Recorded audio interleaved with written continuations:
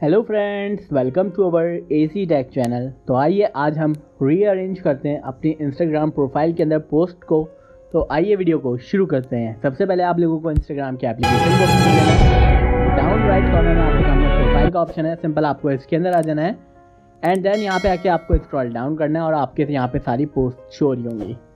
Simple आप लोगों को अगर कोई भी पोस्ट को रीअरेंज करना है, अगर डाउन में आपके पास पोस्ट है और आप लोग चाहते हो वो टॉप पर आ जाए, तो सिंपल आपको पोस्ट के ऊपर टैप करके रखना है एंड देन यहाँ पे पिन टू योर प्रोफाइल का ऑप्शन है, इसके ऊपर आपको टैप कर देना है।